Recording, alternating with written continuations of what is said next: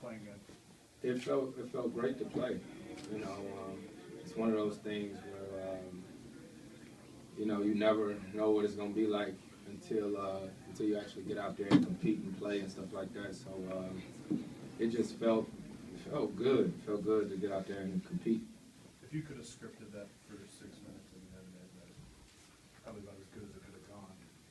Yeah, and I'm gonna have to look at it because I don't remember it too much now. Because you know, so many different things, you know, going through your mind, especially when you come back, because you want to make sure, you know, you're not too tired, make sure you're not trying too hard, and at the same time, we've been playing extremely well, and you know, I didn't want to break that rhythm also, you know. So at the end of the day, it's all about winning games.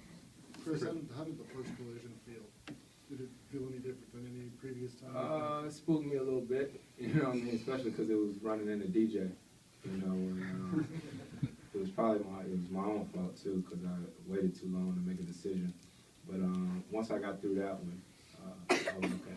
Chris, why do you think it clicked so well your first time back? You know, not a lot of chance to be out there with guys, probably some of the lineups you've never even been with, or at least in a while. Why do you think you guys were able to come together so quickly? Yeah, I actually hadn't played with you guys.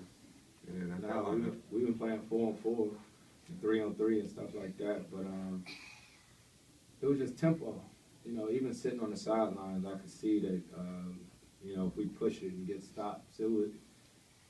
From looking at the game, it looked like it was our offense, but it was more so our defense. And that was one thing that I paid attention to since I've been out, how good our defense has looked. Chris, can you touch on that some more? Because I think that's kind of the key tonight. You played a team that's really a good team offensively. The way that you guys have played defensively, what's been the key there? Preparation definitely has a lot to do with it. Like I say, a lot of times with our coaching staff, Doc, T. Lou, you know, Connor, the heads of defense, we're prepared, you know, going into every game. So it's up to us to execute it.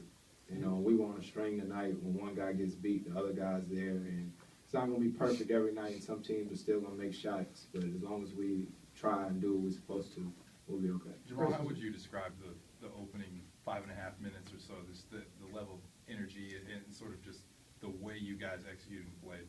Yeah, I don't think it's any coincidence, you know, having this guy back. It set the tone, the energy from when he was introduced to,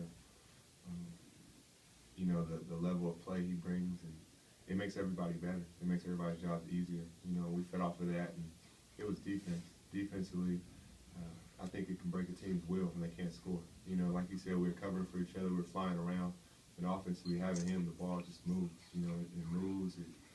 You pass up good shots for great shots. You know, we did that numerous times tonight, and we were able to withstand that the whole game. Is that a fun experience being a part of that?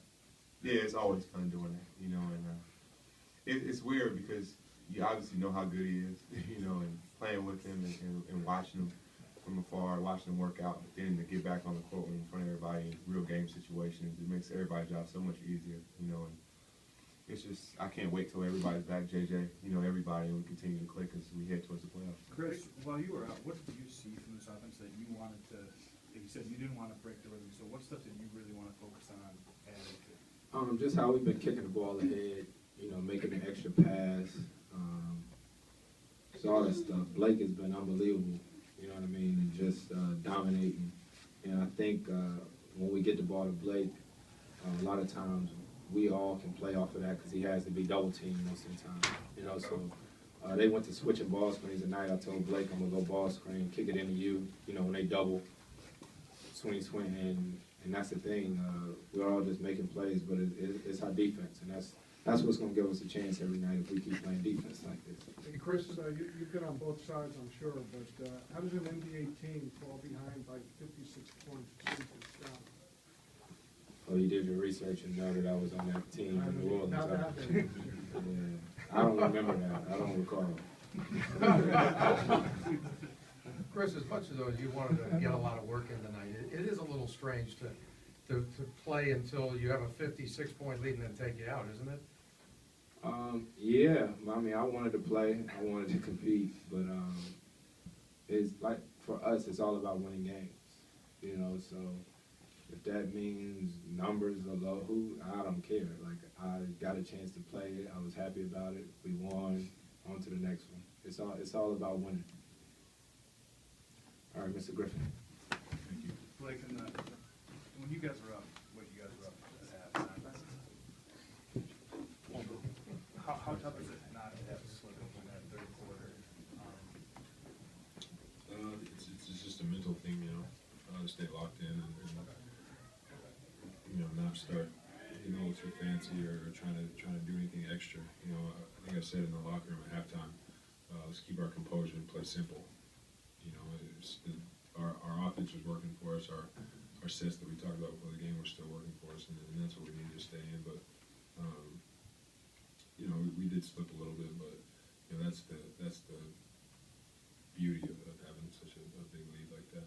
As I was asking Chris, I mean, how do you explain how a team can get that far ahead of another team in the NBA?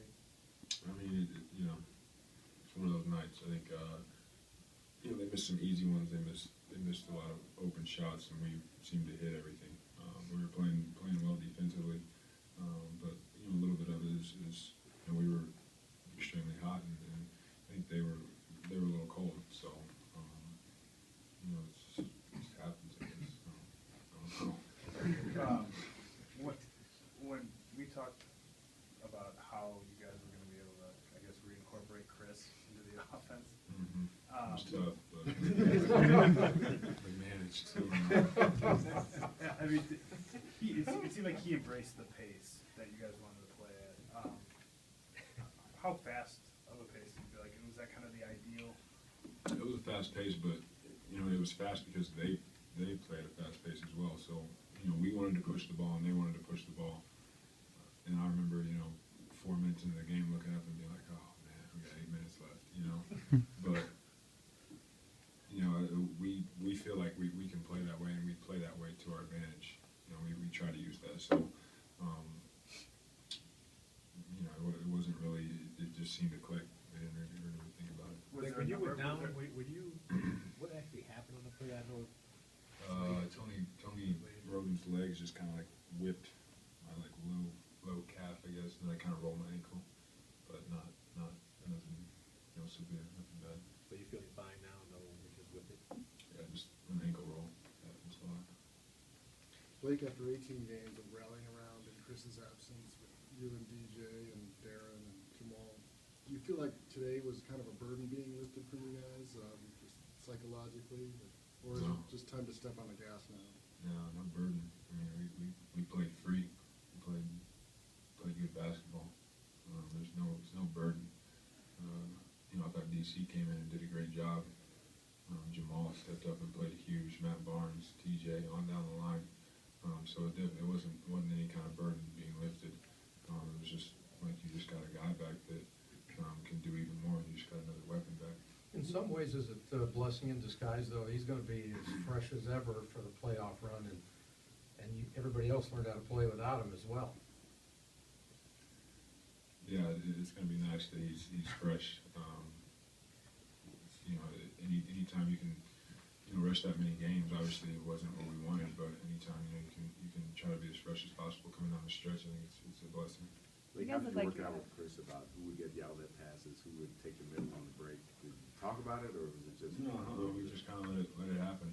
I mean, if he's out ahead, you know, I'm going to give him the ball 99% of the time. But if I'm out ahead, I'm on the side, and we got runners. You know, why not? I think that's something we kind of learned throughout this stretch. So, you know, it'll still be him most of the time. But you know, if we can take advantage of a you know, quick outlet, I think we will.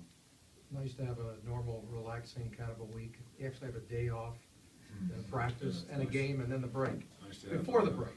Yeah, nice to have two days in between games, you know, just catch your breath a little bit, especially coming off that road trip and then going in and out and having a couple, so, yeah, we're looking forward to it. Thanks, guys.